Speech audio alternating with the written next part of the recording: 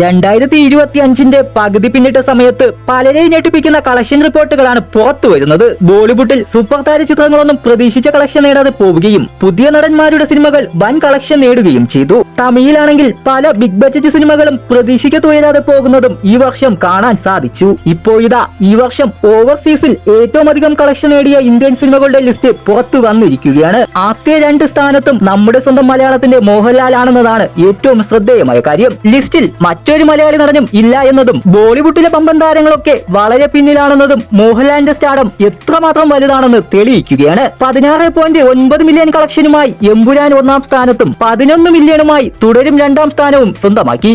ഓവർസീസിൽ ഏറ്റവും ഉയർന്ന കളക്ഷൻ നേടുന്ന മലയാള സിനിമ കൂടിയാണ് എമ്പുരാൻ. തുടർ പരാജയങ്ങൾക്ക് പിന്നാലെ പലരും മോഹൻലാലിന്റെ സ്റ്റാർഡത്തെ ചോദ്യം ചെയ്തിരുന്നു. അവർക്കൊക്കെയുള്ള മറുപടി കൂടിയാണ് മോഹൻലാലിന്റെ ഈ വിജയങ്ങൾ. വിക്കി കൗശൽ നായകനായി എത്തിയ ചാവയാണ് ലിസ്റ്റിൽ 3-ാമത്. 10.3 മില്യനാണ് ചിത്രം ഓവർസീസിൽ നിന്ന് സ്വന്തമാക്കിയിരിക്കുന്നത്. ബോളിവുഡിനെ ഞെട്ടിച്ചുകൊണ്ട് മുന്നേറുന്ന സയ്യാരയാണ് 4-ാം സ്ഥാനത്ത്. റിലീസ് ചെയ്ത് 3 വാരത്തിനുള്ളിൽ 9 മില്യനാണ് ഈ പ്രണയ ചിത്രം ഓവർസീസിൽ നിന്ന് നേടിയിരിക്കുന്നത്. എമ്പുരാൻ തുടരും എന്നീ സിനിമകളുടെ കളക്ഷൻ സയ്യാരെ മറികടക്കുമെന്നാണ് കരുതുന്നത്. വേൾഡ് വൈഡ് കളക്ഷൻ ഇതിനോടകം 450 കോടിക്കടുത്ത് ആയിരിക്കുകയാണ്. അക്ഷയ് കുമാർ നായകനായി എത്തിയ ഹൗസ്ഫുൾ 5, അമീർ ഖാൻ ചിത്രം സിതാരെ സമീൻ ബർ, അജിത് കുമാറിന്റെ വിടാമുയർച്ചി, ഗുഡ് ബാഡ് അഗ്ലി എന്നിവയൊക്കെയാണ് ലിസ്റ്റിലെ മറ്റു ചിത്രങ്ങൾ. ഇന്ത്യൻ സിനിമയിലെ പമ്പന്മാരെ തകർത്താണ് മോഹൻലാൽ 1-ാം സ്ഥാനത്ത് രാജകീയമായി എത്തിയതെന്നത് മലയാളം ഇൻഡസ്ട്രിക്ക് ആകെ മൊത്തം അഭിമാനിക്കാവുന്ന കാര്യം കൂടിയാണ്. മാത്രമല്ല മലയാളം ഇൻഡസ്ട്രിക്ക് ആകെ വലിയൊരു വിശാലമായ ലോകമാണ് മോഹൻലാൽ ഓവർസീസിൽ തുറന്നു കൊടുത്തിരിക്കുന്നത്.